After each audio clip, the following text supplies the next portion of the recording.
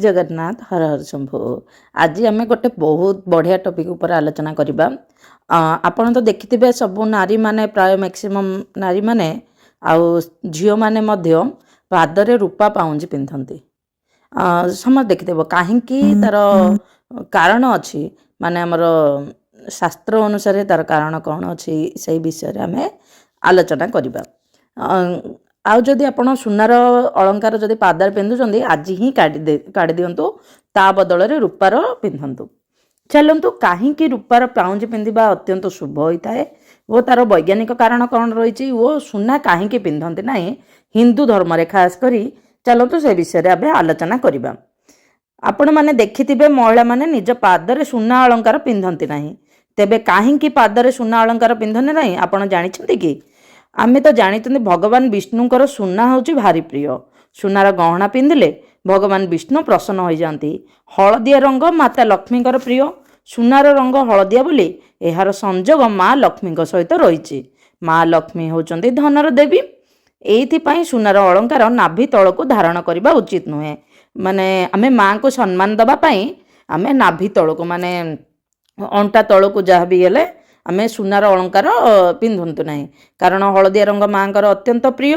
आउ सुनार रंग मध्य हलदिया से आउ भगवान विष्णुकर मध्य प्रिय जेहेतु से आमे सुनार अलंकार पादरे माने ए जो अंटा तल को नाभि तल को आमे पिंधती नहीं। सुनार अलंकार हलदिया बोली माँ लक्ष्मी होचंती धनर देवी। एइथिपाई सुनार अलंकार नाभि तल को धारण करने उचित नुहे। एपरी करने द्वारा कह जाए जे माँ लक्ष्मी रागी था माने क्रोधित होती। माँ क्रोधित होले व्यक्ति को आर्थिक समस्यार सामना करने पड़ता है। सेहीपरि सुनार गहना को नाभिर तल को धारण कले विष्णुंकर कृपा मध्य मिली न थाए एवं विभिन्न प्रकार समस्या को सामना करने को पड़ता है। तेणु हिंदू धर्म रे महिला माने निज पादरे सुनार पाउंजी किंबा मुदी पिंधती ना। जदि आपण पिंधिचंती भूल रे बसत जानी नाहंती तो किछि कारण ना। जदि आज जानिले निश्चित भाव में ता बदल रे रूपार पिंधतु। रूपा मध्य बहुत शुभ होता है। पादरे रूपार गहना पिंधिबा को बहुत शुभ कहा जाए। रूपारू आमर शीतलता मिलता है। ज्योतिष शास्त्र अनुसार रूपा पिंधिबा द्वारा व्यक्तिंकर चंद्रमा मजबूत होता है। निज जीवन में सुख शांति बढ़ी है। पादरे रूपार गहना पिंधिले क्रोध आसवा बंद होता है। कारण आम स्त्री लोक माने माने जो माने घरे सब काम करती से बहुत कामर बोझ हो जाए। से कारण से बेले बेले चिड़चिड़ स्वभाव हो जाती। से सबू दूर करने ज्योतिष शास्त्र मतरे स्त्री लोक मान पादरे पाउंजी पिंधापी कहुई।